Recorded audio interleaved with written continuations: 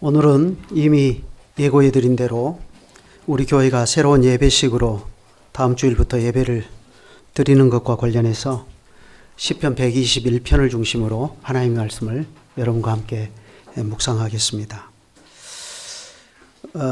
우리가 다음 주일부터 사용하게 될 새 예배식은 새 예배식이라 하기도 그렇고 오랫동안 우리에게 익숙한 예배식인데 다만 차이가 있다면 시편 이곳저곳을 찾아서 낭독하지 않고 시편 121편 1절과 2절을 고정적으로 낭독한다는 차이가 있습니다.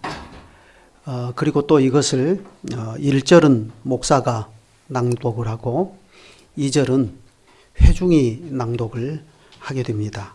이렇게 하는 이유는 목사가 하나님 편에 서서 회중을 삼위 하나님께 예배하는 자리로 부르는 의미가 있고, 그래서 이것을 예배의 부름이라 이렇게 말하는데요. 지금 오늘 우리가 사용하는 예배식에도 예배의 부름 그렇게 되어 있죠. 그것을 이제 목사가 1절을 낭독함으로 그렇게 예배의 부름을 하고, 또 회중이 그 부름에 응답하는 의미로 2절을 낭독하면서 삼위 하나님께 온 회중이 예배하는 자리로 함께 나아갑니다. 이것은 서구의 개혁교회들이 하는 방식인데요. 그들은 시편 121편 1절이나 2절 혹은 124편 8절 중에 하나를 읊으면서 예배의 자리로 나갑니다.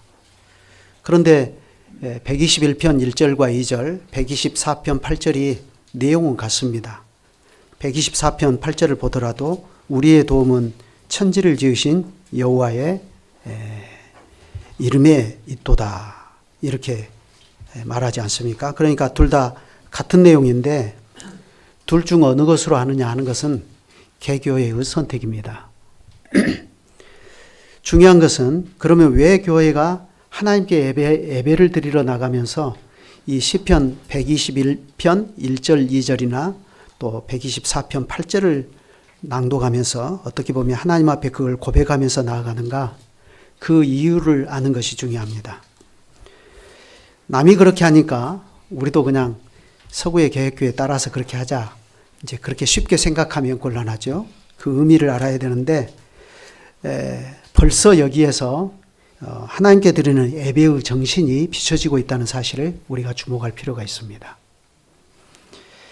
이건 철저히 예배가 하나님의 부르심으로 시작하고 그 부르심에 대한 회중의 응답으로 시작한다는 뜻입니다. 그러니까 이것은 벌써 이교도들의 예배하고는 차원이 다른 것임을 알 수가 있습니다. 이교도들의 예배는 어떻게 되죠? 이교도들은 신도 자기들이 빚어 만듭니다. 그리고 신께 예배드리는 신전도 자기들이 마음대로 만들고요. 그리고 거기다가 자기들의 신을 모시고 자기들이 예배하는 방식도 만들어서 그렇게 신을 예배합니다. 그러니까 이교도들의 예배는 철저히 예배의 주체가 누구냐면 사람입니다. 신은 수동적입니다. 그런데요, 성경은 우리에게 예배를 그렇게 가르치지 않습니다. 에덴 동산에서부터 예배는 철저히 하나님의 찾아오심과 부르심으로 시작되지 않습니까? 특히 출애굽의 상황을 한번 생각해 보십시오. 애굽에서 이스라엘 자손이 고된 노역으로 인해서 하나님께 부르짖을 때 하나님께서 아브라함과 이삭과 야곱으로 더불어 세우신 언약을 기억하시고 그들을 권면하셨다 했습니다. 하나님께서 그들을 신방하신 것입니다. 그렇게 해서 출애굽과 시내산 예배가 이루어지지 않았습니까?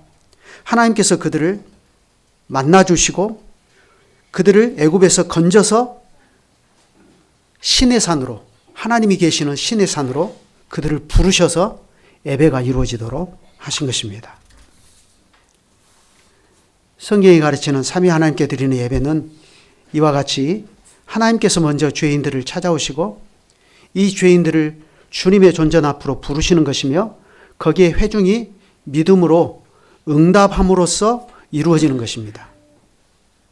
그런데 하필 그러한 하나님의 부르심이 시편 121편 1절과 2절이라고 교회는 고백을 하면서 이 말씀을 하나님 앞에 고백하면서 나아갑니다. 내가 산을 향하여 눈을 들리라. 나의 도움이 어디서 올까? 하고 목사가 하나님 편에 서서 1절 말씀으로 회중을 예배의 자리로 부르면 회중은 그 응답으로 나의 도움은 천지를 지으신 여호와에게서로다 하고 고백하면서 하나님께 나아갑니다. 왜 그렇습니까? 그것은 바로 죄의 현실에서 이루어지는 예배에 대한 고백인 것입니다. 어떤 현실에서요? 죄의 현실에서 이루어지는 예배에 대한 고백이다 하는 것입니다. 그런데 이 죄의 현실에서 이루어지는 예배는 사실 따지고 보면 기적입니다. 여러분, 예배가 기적이라는 사실을 생각해 보셨습니까? 예배가 기적이구나 하던 사실을 실감하면서 우리가 매주일 하나님께 나오고 있습니까? 우리는 평안한 상황에서 하나님께 예배를 드리기 때문에 예배는 자기가 마음먹기에 달렸다고 생각하기가 쉽습니다. 그러나 아까 출애굽의 구원에서도 말씀드렸듯이 예배의 출발은 하나님께서 죄인들을 불쌍히 여기시려고 그들의 구원을 위해서 찾아오시는 그 일로부터 이루어지는 것입니다. 내가 의인을 부르러 온 것이 아니요 죄인을 찾아 구원하러 왔노라. 이게 바로 예배의 시작입니다. 여기서부터 예배는 시작되는 것입니다. 시편 121편은 바로 그 사실을 인정하는 것입니다. 그 사실에 대한 회중의 절절한 고백입니다. 우리가 이걸 잘 묵상해 보면 이걸 너무나 잘 알 수가 있어요. 여러분, 시편 121편 표제어가 어떻게 되어 있죠? 성전에 올라가는 노래 이렇게 되어 있습니다. 이스라엘 백성은 1년에 3차례 성전에 꼭 올라가죠. 6월절, 7.7절, 초막절입니다. 그럴 때 그들이 성전에 올라가면서 부른 노래가 시편 120편부터 134편까지 모두 15편에 수록되어 있습니다. 그런데 그 내용을 보면 이게 하나같이 다 의미가 있어요. 시편 120편은 성전에 올라가는 첫 번째 노래입니다. 그러니까 이게 성전에 올라가는 문을 여는 노래라고 할 수 있어요. 그런데 이 120편은 이 메섹과 게달의 장막으로 묘사한 폭력적인 세상을 뒤로하고 성전을 향해 올라가는 신자의 마음을 표현하고 있습니다. 그런 후에 시편 121편은 성전으로 올라가는 동안 이 메섹과 게달의 장막을 통과해 오는 이 신자를 보호해 주시는 하나님의 보호를 담담하게 담아내고 있습니다. 122편은 신자가 마침내 여호와의 집에 도착했을 때의 기쁨을 표현하고 있습니다. 그리고 123편부터 133편까지는 성전에서 제사를 드리거나 머물면서 있게 되는 여러 가지 일들을 이야기하고 마지막으로 시편 134편은 성전에서 예배하는 회중을 향한 제사장의 강복 선언으로 마칩니다. 그래서 124편 3절이 이렇게 되어 있습니다. 어떻게 되어 있죠? 제사장의 강복 선언이 천지를 지으신 여호와께서 시온에서 내게 복을 주실지어다. 이렇게 말합니다. 이게 다 예배와 관련된 겁니다. 그래, 그 중에 하나가 시편 121편인데 사실 우리의 모든 삶은 이렇게 성전을 향해 나아가는 삶인데 우리가 이렇게 매주일 하늘의 예루살렘에 올라가 하나님을 예배하고 사는 일에서 시편 121편은 이거를 근본적으로 가능하게 해주는 요인이 무엇이냐 하는 그 문제를 매우 현실적으로 다루고 있습니다. 그런데 사실 이 성전에 올라가는 노래가 시편 119편 맨 뒤에 위치해 있는, 그러니까 시편 119편의 결론을 받아서 시작한다 하는 점을 우리가 주목해 볼 필요가 있습니다.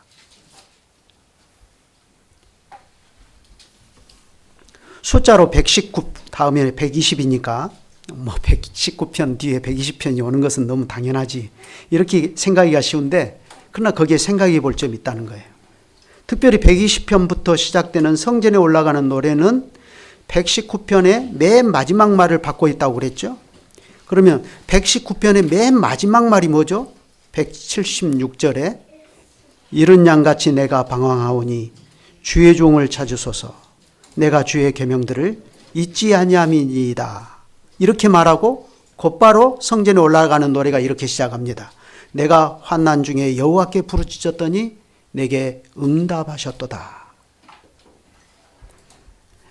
이렇게 시편 119편의 마지막 말은 이른 양같이 방황하는 자신을 주님께서 찾아주십시오 하는 간구로 마치는 반면에, 곧바로 이어지는 120편은 시인의 그러한 간구를 여호와께서 들으시고 응답해 주셨다는 것을 고백하면서 성전으로 올라갑니다. 여러분, 이게 무슨 의미이겠습니까? 시편의 구조가 왜 이렇게 되어 있는지 우리가 이해할 필요가 있습니다. 그래야 오늘 이렇게 삼위 하나님께 예배하기 위해서 하늘의 예루살렘을 향해 나아갈 때 우리가 왜 함께 시편 121편을 복창하면서 나아가는가 하는 그 의미를 더 잘 이해할 수가 있을 것입니다. 여러분, 시편 119편은 율법의 시입니다. 여기에는 시인이 하나님의 율법과 하나님의 규례라는 이 말씀을 얼마나 사랑하는지 그 사랑의 마음이 절절하게 표현되어 있어요. 예를 들면 119편 133절을 한번 보죠. 거기 보면 이렇게 말합니다.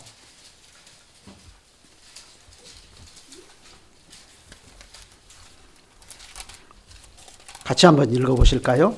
이 시인이 하나님의 말씀을 얼마나 사랑하는지. 시작. 나의 발걸음을 주의 말씀에 굳게 세우시고 어떤 죄악도 나를 주관하지 못하게 하소서.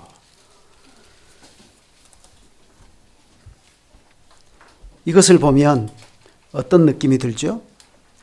시인은 지금 이 말씀을 어떤 형편에서 고백하죠? 경치가 좋고 아름다운 음악이 쫙 깔려 나오는 카페에 한가로이 앉아가지고 그냥 여호와의 율법을 묵상하면서 지금 이런 고백을 하는 것 같습니까? 저는 종종 강설 준비하다가 오늘은 집중이 잘 안 된다 그러면 경치 좋은 카페 찾아갑니다. 한 20분만 가면 그런 카페들이 우리 순천에는 널려 있거든요. 그래서 혼자 가가지고 차 시켜놓고 좋은 경치 보면서 하나님의 말씀 쫙 펴놓고 노트북 펴놓고 강설 준비하다 오기도 하고, 너무 심해서 제 아내한테 구박당하기도 하고 그러는데요. 지금 시인은 그런 형편에서 지금 이 고백을 하는 게 아니에요. 시인은 자기 주변에서 꿈틀거리고 있는 죄의 현실을 직시하면서 지금 이 말씀을 묵상하고 있습니다. 그래서 아무 죄악이, 그랬죠? 아무 죄악이, 어떤 죄악도 나를 주관하지 못하게 해주십시오. 이렇게 고백하지 않습니까? 그렇게 하기 위해서 그는 자신의 모든 길을, 자신의 행보를 주님의 말씀에 굳게 세우기를 바라고 또 바랍니다. 그러면 어떻게 해야 시인은 자신의 행보를 주님의 말씀에 굳게 세우고 살아갈 수 있다고 이야기하죠? 시인은 그것을 자기가 하기 나름이라고 결코 생각하지 않습니다. 내가 하나님의 말씀을 사랑하고 내가 그걸 잘 묵상하고 그걸 가까이 두고 그걸 잘 붙잡고 살고, 그래서 일어나도 누워도 하나님 말씀만 묵상하고 살면 그게 그러한 나의 경건이 스스로 하나님 말씀 앞에 말씀에 나 자신을 굳게 세우는 것인가? 물론 그러한 경건의 노력도 필요하죠. 그러나 그것 자체가 우리를 주님의 말씀에 굳게 세우는 것인가? 거기에 대해서 시인은 그렇지 않다고 대답합니다. 그러면 시인은 어떻게 해야 그렇게 할 수 있다고 생각하죠? 나의 모든 길을 주님의 말씀에 굳게 세우고 하는데, 이 사람은 그걸 위해서 지금 하나님께 기도합니다.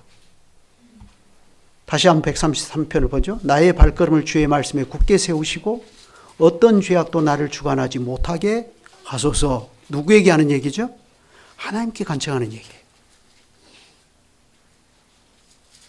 왜냐하면 주님이 그렇게 나를 주의 말씀에 굳게 세워주실 때에야 비로소 아무 죄악이 무슨 죄악도 나를 주장하지 못한다 하는 그것을 이 사람이 너무나 잘 아는 것입니다. 나를 주의 말씀에 굳게 세우시는 것과 아무 죄악이 나를 주장하지 못하게 하는 것, 그게 모두 누구의 손에 달려있냐면 하나님의 손에 달려있음을 고백하는 거예요. 사랑하는 교회 여러분,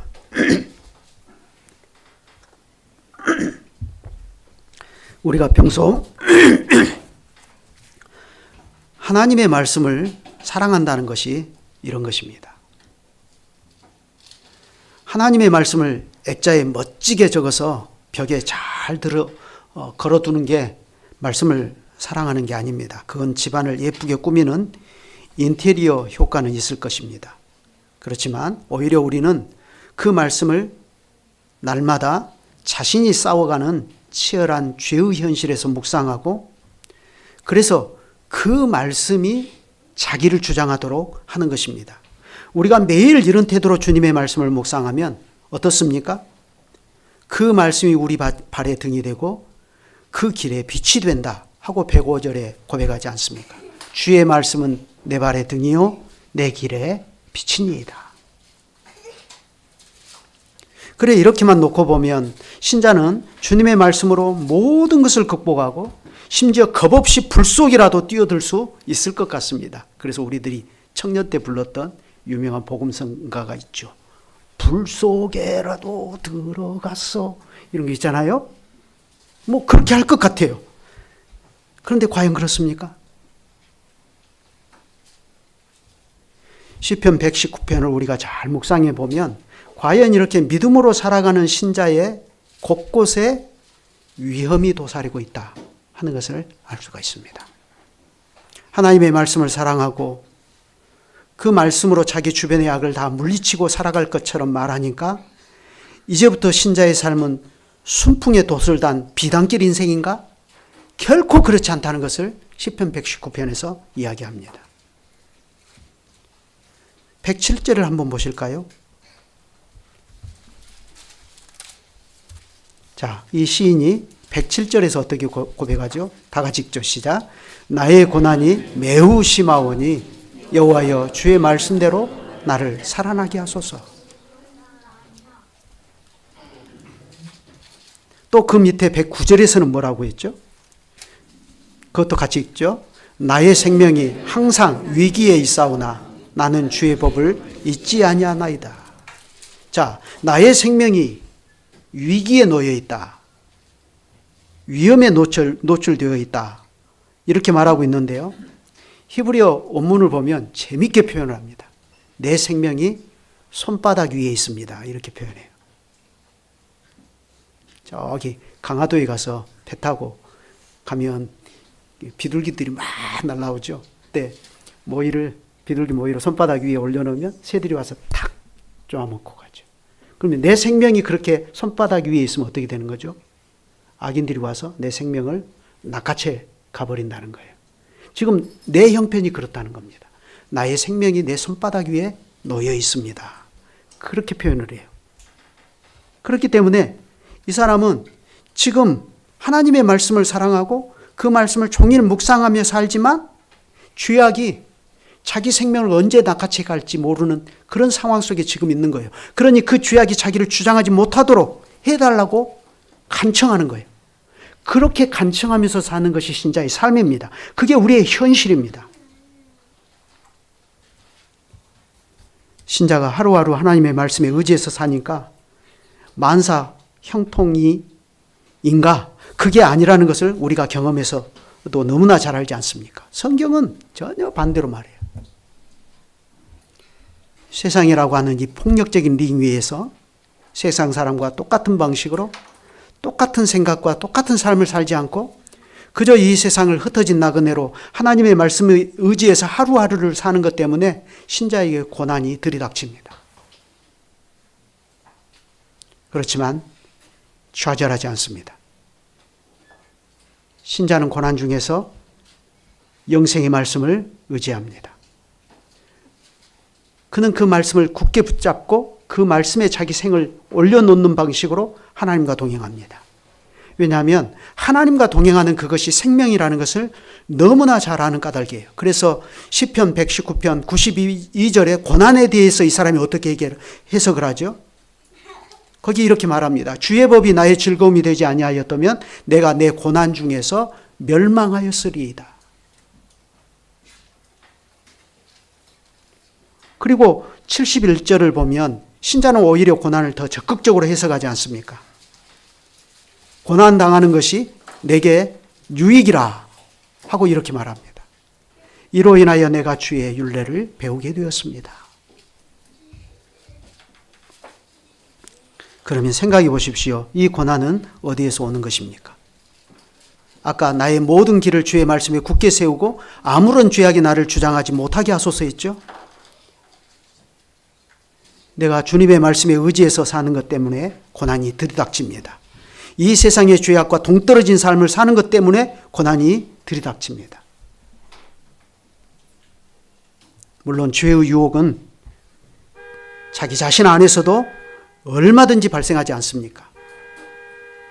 그런데 심지어 자기 안에서 발생하는 죄의 유혹까지도 사실은 자기 주변의 현실과 동떨어져 있지 않습니다. 아무리 하나님의 말씀을 사랑하고 그 말씀에 의지해서 살아가는 신자라 할지라도 자기 주변에서 대세를 이루며 활동해 나가고 있는 그 죄의 현실 속에서 항상 어때요? 마음이 흔들려요. 왔다 갔다 합니다. 여기에 있는 목사는 안 그럴 것 같아요? 그렇지 않습니다. 예수님께서 그러시지 않았습니까? 이 세대의 아들들이 자기 시대에는 빛의 아들들보다 더 지혜롭게 행하느니라. 누가복음 16장 8절 말씀인데 제가요, 여러분 여기에 계시는 몇 분보다는 훨씬 더 세상을 덜 살았지만 이만큼 60이 넘도록 살아보니까요, 주님의 이 말씀이 딱 맞아요. 이 말씀이 맞다고요. 그래, 날마다 하나님의 말씀을 묵상하고 그 말씀에 의지하여 하루를 시작하는 신자라도 자기들의 시대에는 빛의 자녀들보다 훨씬 더 지혜롭게 행하는 그런 세상 사람들을 보면서 마음이 흔들려요. 어떤 때는 스스로 이런 생각을 합니다. 야, 내가 신앙생활 내가 너무 보수적으로 하는 거 아닌가? 그런 생각 안 듭니까? 아마 개혁교회를 이루고 사시는 분들은 한 번쯤 다 그런 고민을 하셨을 거예요. 야, 내가 신앙생활 좀 너무 보수적으로 하나? 그것 때문에 신자는 자기 생명이 지금 위기에 있다고 고백하는 그런 단계까지 나가는 것입니다. 그러니 이러한 신자의 삶이 어디 인생의 희노애락을 초월해버린 신선과 같다고 할 수 있겠습니까? 우리 여선생님, 신선처럼 사셨습니까? 아니죠. 얼마나 고생하셨습니까? 얼마나 싸우셨습니까? 고난 중에서 얼마나 우셨습니까? 그게 우리들의 인생이잖아요. 그들은 한 입으로 신선처럼 살지를 못해요. 그렇지만 어쨌든 광야 이스라엘 백성들처럼 우리는 늘 흔들리고 살아갈 수밖에 없어요. 신선과 반대된 삶. 그래서 한 입으로 하나님을 찬송하는가 하면 한 입으로 하나님을 원망하기도 합니다. 왜 그렇게 하죠? 이는 하나님께 향하는 저희 마음이 정함이 없으며 그 언약에 성실치 아니하였기 때문이라 하고 이렇게 말합니다. 우리가 한 번 믿음에 딱 서 있으면요, 다시는 흔들리지 않는 믿음의 콘크리트 위에 우리 자신이 선다고 생각할 수 있습니까? 한 번은 우리 장로님이 치료해서 기도를 하는데 하루에 100번도 1000번도 더 마음이 오락가락 하는 것이 우리 인생입니다. 불쌍히 여겨주십시오. 그렇게 기도하시더라고요. 그것은 세상을 믿음으로 살면서 투쟁해 본 사람만이 할 수 있는 기도예요. 그런데요, 그걸 보시고 하나님께서 어떻게 생각하십니까? 네가 그럴 수 있냐? 야, 내가 너에게 베풀어준 은혜가 얼마나 큰데 네가 그렇게 정함이 없는 두 마음을 품을 수 있어? 이렇게 하십니까? 시편 78편 38절로 39절에 보면 하나님께서 이렇게 말씀하셔요. 한번 찾아보실까요? 네.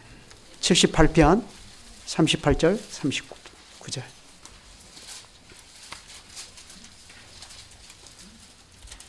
(38절) (39절)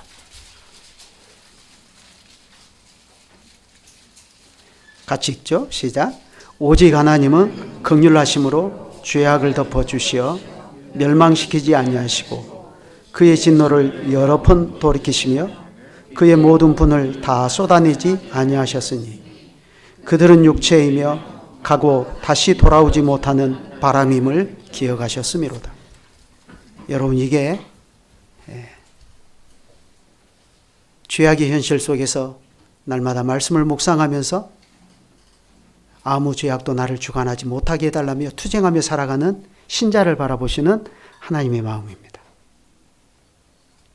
우리도 우리 자신을 그렇게 바라보아야 되고, 우리 자녀들에게서 믿음의 진보가 잘 보이지 않을 때도 그 자녀들을 이러한 태도로 바라보아야 되고, 특히 목사와 장로는 하나님께서 자기에게 맡겨주신 회중을 늘 이러한 하나님의 마음으로 살펴야 됩니다.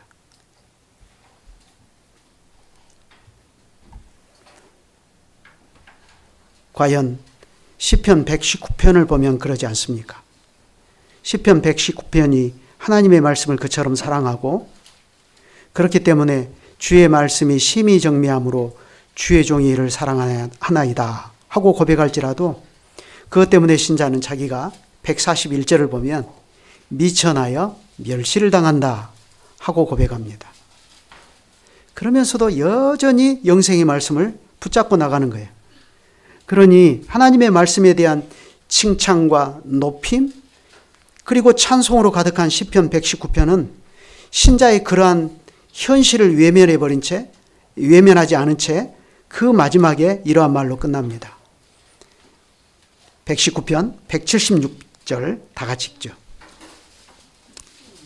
이른 양같이 내가 방황하오니 주의 종을 찾으소서. 내가 주의 계명을 잊지 아니함이니이다. 내가 이른 양같이 방황합니다. 이렇게 고백해. 여러분, 이게 말씀을 매일 묵상하고 그 말씀에 자신의 삶을 딱 두고 살아가기를 바라는 신자가 마지막에 하는 고백이에요. 말씀 사랑하니까 인생의 방황이 내게서 사라집니까? 그러면 그건 너무 신앙을 쉽게 본 겁니다.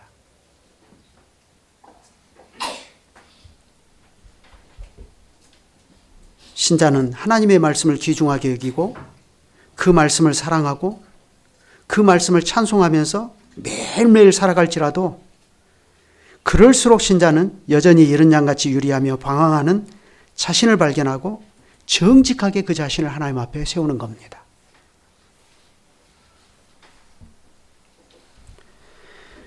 그러면서 그 뒤에 곧바로 이어지는 시편은 성전으로 올라가는 노래입니다. 바로 여기에 시편의 흐름이 주는 교훈이 있지 않습니까? 하나님의 말씀에서 이른 양처럼 방황하는 자기 자신의 모습을 발견한 신자는 그러한 자기 자신을 하나님께서 찾아주시기를 간절히 구하면서 성전을 향해 나갑니다. 그러면 이 행동은 뭐죠? 구약 신자들에게 있어서 적어도 하나님은 어디에 계시는 분이죠? 성전에 계시는 분이셔요. 하나님이 이른 양처럼 방황하는 나를 찾아주십시오 하면서 자기는 가만히 있고 하나님이 찾아오시겠지 하고 있는 게 아니라 하나님이 계시는 성전을 향해 나아갑니다.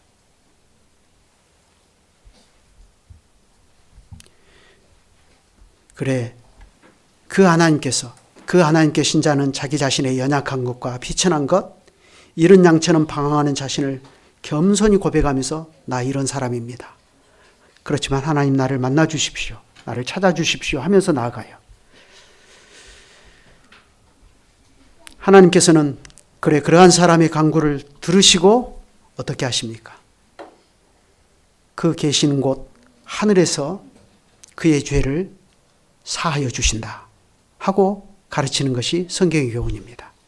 그걸 솔로몬이 성전을 완성해서 하나님께 바쳐드리는 그 낙성식에서 그때 드린 기도에서 고백하고 있지 않습니까? 이번에는 열왕기상 8장을 한번 찾아보겠습니다.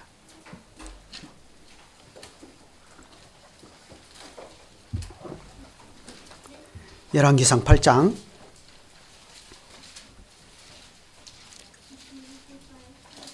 27절부터 30절.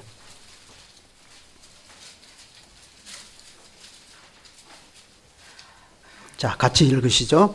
하나님이 참으로 땅에 거하시리이까 하늘과 하늘들의 하늘이라도 주를 용납하지 못하겠거든 하물며 내가 건축한 이 성전이오리이까 그러나 내 하나님 여호와여 주의 종의 기도와 간구를 돌아보시며 이 종이 오늘 주 앞에서 부르짖음과 비는 기도를 들으시옵소서.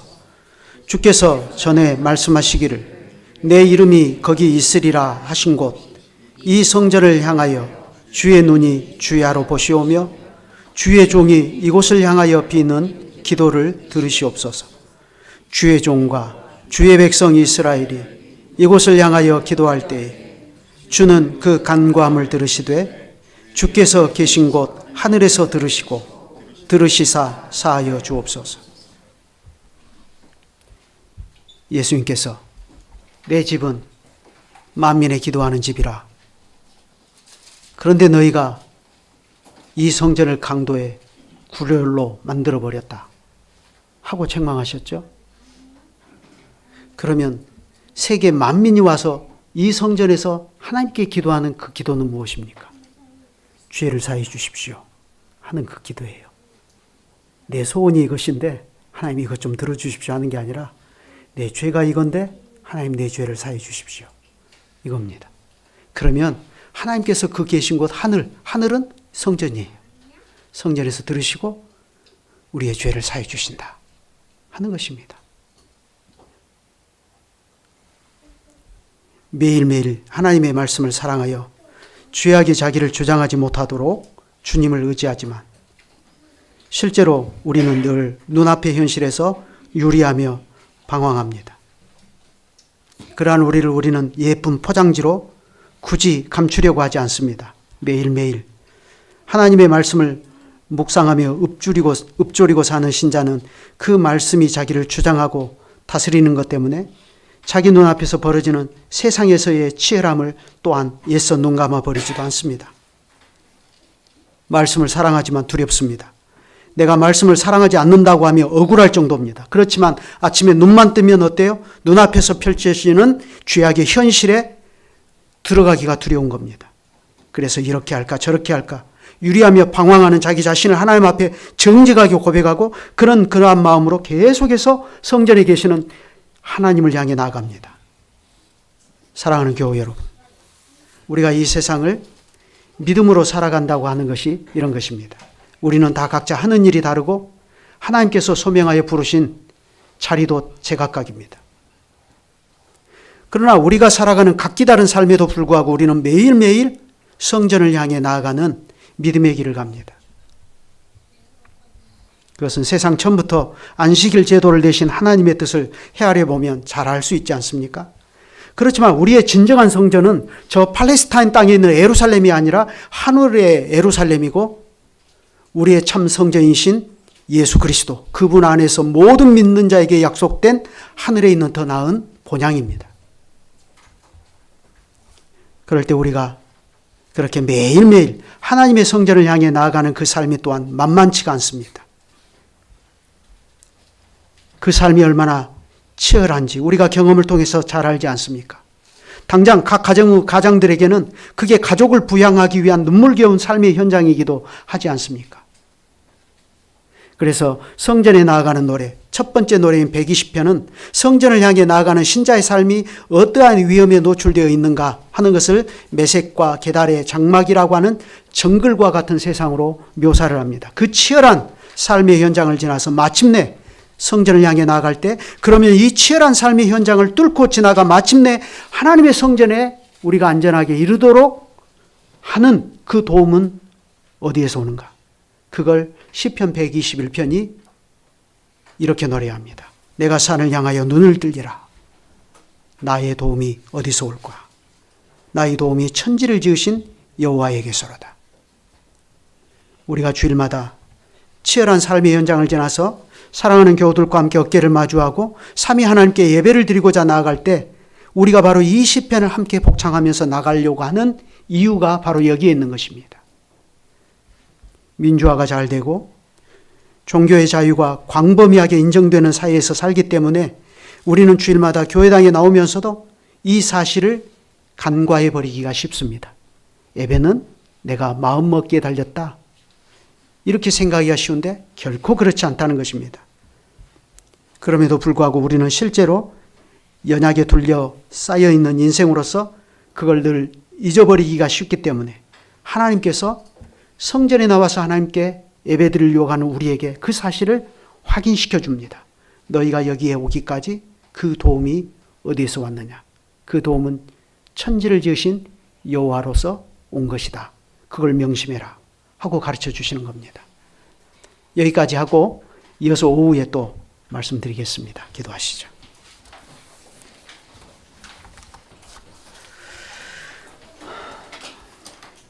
거룩하신 아버지 하나님, 주의 백성인 우리들의 삶이 다양한 환경에서 다양한 일들을 하며 살지라도 그 모든 일과 삶이 하나님께서 계시는 성전을 향해 나아가는 삶인 것을 고백합니다.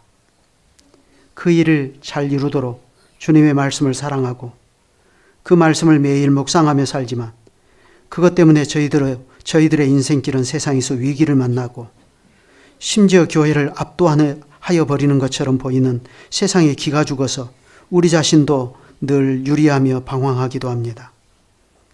그럴지라도 하나님은 우리의 아버지시라 주님께서 저희를 포기하지 않으시고 오히려 저희들의 손을 잡아 데리고 가시며 주님께 예배하는 자리로 저희를 늘 인도하여 주시니 감사를 드립니다.